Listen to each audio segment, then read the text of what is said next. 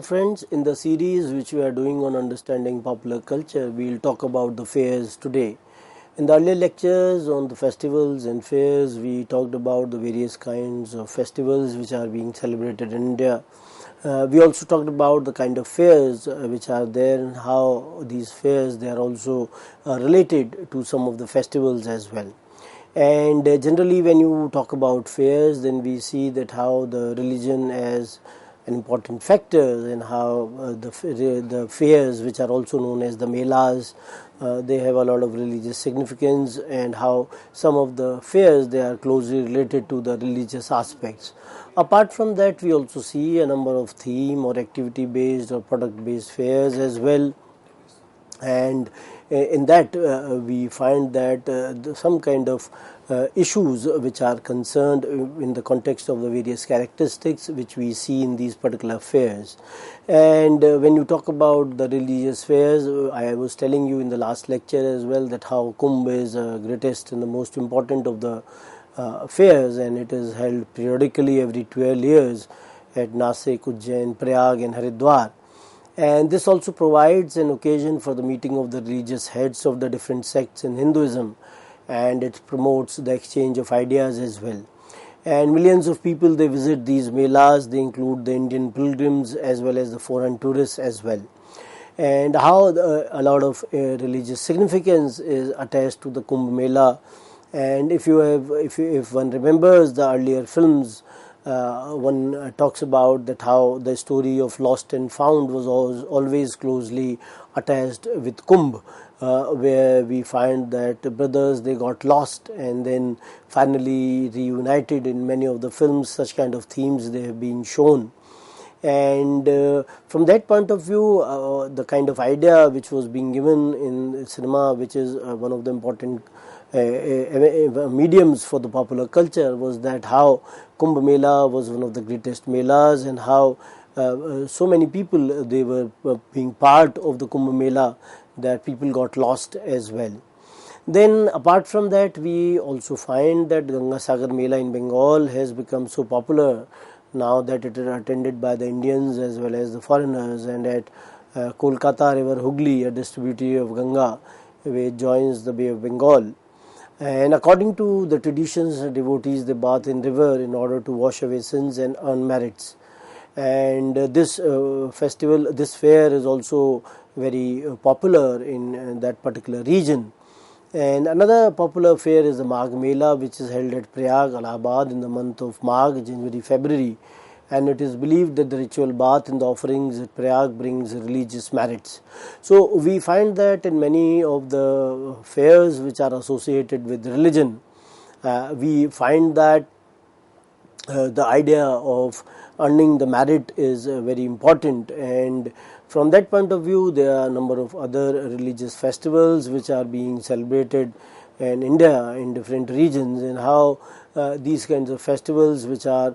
these kinds of fairs which are happening in these regions. For example, Pushkar Mela, it is held annually in the month of Kartik on the banks of Lake Pushkar near Ajmer in Rajasthan. And in that region only Brahma temple is located, which is at Pushkar, and a large number of Indian and the foreign visitors they attend this particular fair here. And this is there's also a popular cattle fair. It is believed that bath in the holy lake at Pushkar cures diseases and adds to the religious merits as well. And many other fairs which are held on the occasion of the eclipses, Grahan, full moon, Purnima and other astronomical occurrences. So we find that so many kinds of fairs from the religious point of view, they are taking place in India at different points of time. And apart from the religious festivals which are happening in India, we also find that the theme activity based, product based fairs or melas, they are also happening. And all of them they provide some kind of an occasion for the exchange of the commodities which are available in these fairs. And we have definitely seen that how the cattle trade it dominates over the sale of other items in these melas, and these were referred to as the cattle fairs or the animal fairs. So we find that because of such kind of a nature, that how cattle trade was dominating the other kinds of items, that these melas or fairs, they were being seen to be the cattle fairs or the animal fairs. And we also have seen that since our ancient past, cattle has been an important means which is being used in agriculture, so it has a lot of importance as well. So the cattle and the other animals, they were either exchanged, they were sold or bought in fairs which were held in different parts of the subcontinent. So from that point of view as well, we find that it holds some kind of a unique importance. And then we also find that apart from that, in Pushkar fair in Rajasthan, the cattle fair is also being organized, and then the Nagaur fair is also very, very popular, apart from the Sonepur fair of Bihar. Apart from these cattle fairs, we also find that book festivals or book fairs, they are also being held in India. Especially in Delhi, we find that a number of book fairs are held throughout the year. Special one is the International Book Fair, which is held at the Pragati Maidan in Delhi, and various Indian and foreign publishers, they set up their stalls. And the aim of such kind of fairs is to make readers aware of the recent publications on the various subjects, and also to bring sources in the various languages under one umbrella. So we find that the aim of the book festivals or book fair is to bring the readers closer to the publishers, where we find that the stalls by different publishers, they are being in a way they are being set up by the publishers at these places. And many times we find that the book launches, etc., they are also happening in these stalls, where some kind of a small event is being organized, where some popular personalities, they also make a visit. And the main aim is to make the readers aware about not only these publications, but at the same time how to popularize the reading as a habit, which is giving way to, in the sense that how mobiles, they have become more important. And so reading is being seen or taking some kind of a back burner. So it is very important in today's times that how books can in a way attract the young generation, and how young generation is to be motivated to visit these fairs and to purchase books. And we find that in these book fairs, the books from different languages, they also come under one roof, and it becomes very easier for the people, those who are interested in the books, to purchase these books from these particular places. Apart from the book fairs, which are for the readers and even for the children as well, we find that in the book fairs, children, they are also participating, because some of the stalls, they are only dealing with the literature for children. And when one is being trained at a very young age, that one has to start or take interest in reading, then definitely such kind of festivals or fairs, they also are popular in the later times as well. Apart from that, we also see that in the International Trade Fair, IITF at Pragati Maidan is also important, and the products which are being manufactured by the various countries or states in India, they are displayed and sold in the respective pavilions. And these products, they include the everyday usage of to the highly technical goods as well.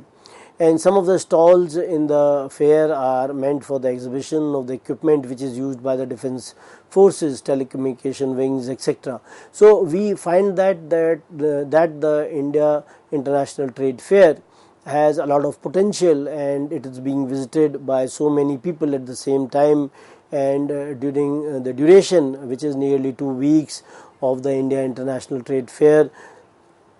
lakhs of people, they make a visit to the mela or the festival which is being organized in these kinds of stalls. And not only the Indian states, they are participating, but we also find that the international companies or international bodies, they also come and visit these melas, and they are setting up their stalls, and products, they are being purchased from these stalls. Then we find that the various kinds of crafts and the textile fairs or melas, they are also gaining popularity in India, and many private and the public institutions, they are also set up to collect, nurture and display artifacts from the different sections of our living cultures. So from that point of view, when we try to understand it, we find that various kinds of goods which are being prepared in different regions of India, and the various kinds of cultural programs which are also being held, they are also being arranged in these trade fairs as well, that apart from the trade, there is some kind of an exchange of culture as well. And we find that when the private and the public institutions, they are being set up to collect, nurture and display the artifacts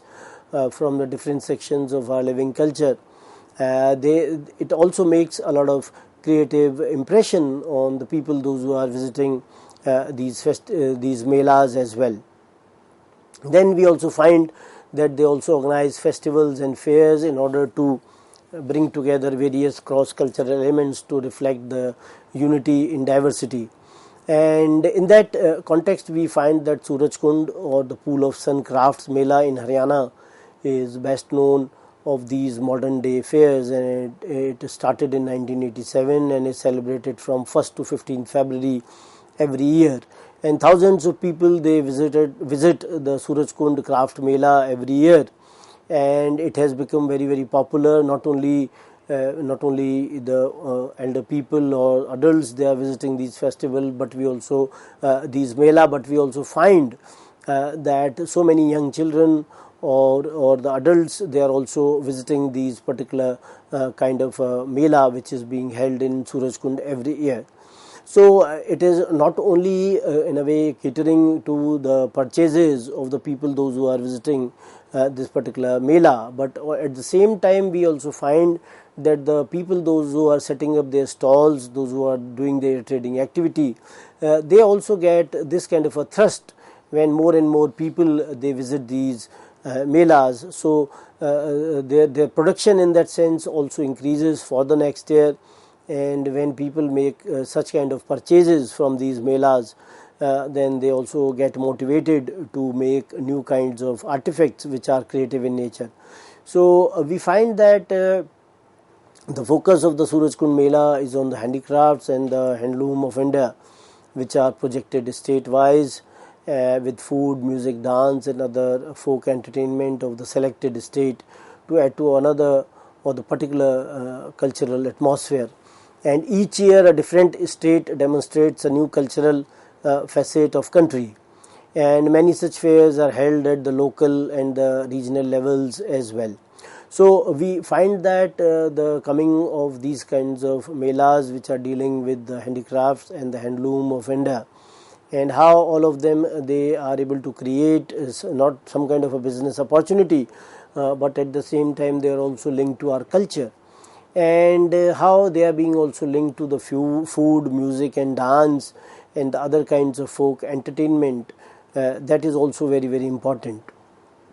And when you talk about such kind of fairs at the local and the regional level, and then we find that all of them, they are very important from the cultural point of view. Then we also find that new created fairs, they are also related to the various artistic activities. They have also been successful in drawing the crowds, for example, which are being organized by the schools, colleges or the other institutions, and how they are being organized with pomp and show, and they in a way help or encourage the youth to reflect their talent in the various activities such as dance, music, play, theatre, etc. So in that context, we find that how when the crowd is visiting these kinds of melas, and how other educational institutions, they are also engaged in organization of such kind of fairs where the youth is also participating. Then they are also carrying on the cultural traditions of India from one generation to another, because they are learning all those kinds of things which are associated with the Indian culture. And when they are participating in these kinds of practices, then definitely they are carrying on such kind of traditions. Then we find the other kinds of textiles and the various kinds of trends And when one is talking about such kind of things, that how Mahatma Gandhi was engaged in the famous Salt March, as we are aware, and we are also reminded of him the leading towards his goal with the khadi loincloth wrapped around his waist and cane in his hand. So Gandhi, as a symbol of khadi, became an important symbol during the national movement. And how his march, which was the Dandi march to make salt, which was a food item, and which was also against the British, the way they imposed tax on the commodity which was used in the every household. So this reflects the importance of the dress and food in everyday life, that how Gandhi is a symbol of khadi, and how the salt could make a lot of difference, that how it could mobilize lakhs and lakhs of people to participate in the movement which was called by Gandhi. So how a number of leaders apart from him as well, they in a way symbolize the efforts of the Indian weavers or the craftsmen, that how when people they will start wearing khadi, then the Indian or indigenous weavers, they are going to benefit. And during the colonial period, we find that how they were being reduced to the status of impoverishment by the attacks on the Indian products by the British mills, and how on the other hand we find that the British tax on an item of the daily necessity, it was creating a lot of pain to the masses as well. So this in a way is attesting that the textile and the craft should not be viewed in isolation from each other, and the craft of weaving has been continuing in subcontinent since the ancient times. And when we talk about the ancient period, we find that how women they were engaged in the household chores and or the household duties which were there. And the cotton, silk and wool, they were the best known natural fibers as well, and the use of cotton was prevalent in the Harappan civilization as well. And when you talk about the Vedic literature and the text of the later periods, they also mention about the use of cotton as well. And one is talking about South India, then one talks about the Sangam literature, which also refers to the use of cotton and silk. So from that point of view, when we try to see the kind of beginnings in the earlier times and even during the earlier period, how such kind of crafts, they were also very relevant, and not only the Vedic culture and the various texts they are trying to communicate, but at the same time we also find that such kind of practices, they were not only prevalent in the Vedic period, but even before that during the times of Harappa as well. Then we find that many times silk was also used in different parts of the subcontinent, and the production was confined to the eastern, northern eastern and the southern regions. And it was also, silk was also an important item of import from China in the ancient period as well. And in the medieval period, we find that the dress pattern was changed as well because of the influence of the Islamic culture, and the dresses such as salwar kameez, burqa, etc., they were introduced during the Mughal or the medieval period as well. So how the changes in the dressing pattern or the style, they have evolved over a period of time, and how so many of the people, they have been using the traditional dresses, and how some of them, or many of them rather, they adopted the modern dress styles as well. And this was also as a result of the kind of changes which came in the society, whether they were the technological changes which came in the techniques or the independence movement, when we find that there was an interaction of the different elements, and how this interaction was also taking place in the framework of the kind of ideas which were associated with nationalism, where leaders like Gandhi and others, those who promoted khadi, and then the changing social identities as well, that how the identities of the people, they were changing at different points of time. Then we find the technological developments, they influenced the textiles to a great extent, and in the 19th century the imported mill-made clothes, they replaced most products, most which were produced on the handlooms. And we find that some of the Indian industrialists, they were being given permission to build the textile mills at the Bombay and Delhi, and how various restrictions, they were being removed by the British during the two world wars. And it was not until after 1947 that the textile industry, it witnessed its expansion. So we find that the kind of changes which came during the colonial period, and how British at different points of time, keeping their own self-interest in mind, also changed the various kinds of policies from time to time. That could also be seen, because that was the period of the Second World War. The period of the First World War was the period when British, they needed the Indian industries for that matter, and at the same time we find that how many times the British, they relaxed the kind of restrictions which were being imposed on the Indian industries during the times of need. Then we also find that when the kind of changes which came with the liberalization, then there was a lot of growth in the synthetic textile industry during this time, and the synthetics, which were relatively expensive in the early 90s, they became within the reach of all social classes at the cheaper prices. And when you talk about the various leaders of the movement, then we find that the Swadeshi movement, which was started in India, was focusing on the Swadeshi products, and these Swadeshi products, especially khadi, they were being promoted not only by the leaders, those who were associated with the Swadeshi movement, and later Mahatma Gandhi also focused on the revival of the handloom textiles as well. So we find that how a number of attempts they were being made to bring Indian handicrafts and the other industries out of the grip of deindustrialization, which was caused by the economic policies of the British, and how the Indians, they realized that how British, they were trying to in a way make Indian industries suffer,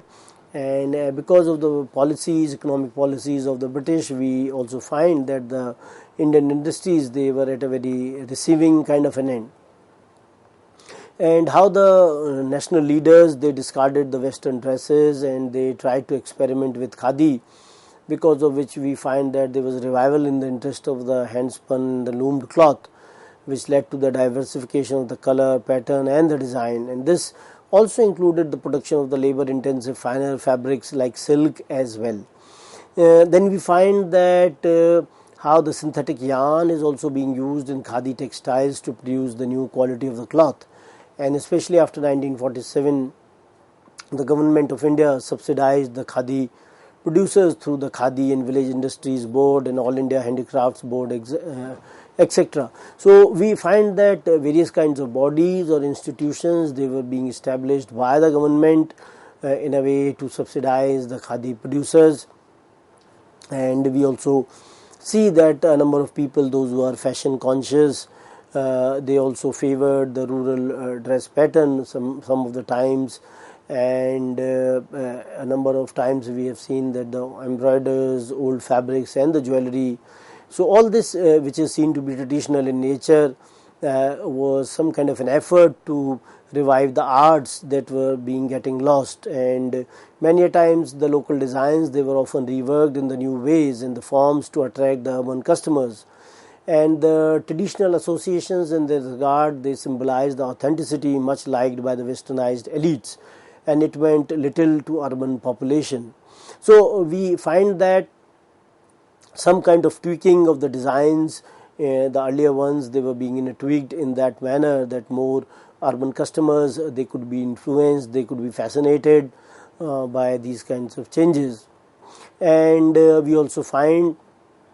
that the question of authenticity was also related to it, because of which the Westerners, they were also in a way influenced by them, and the changes, all of them which came in the patterns and the designs and the textures,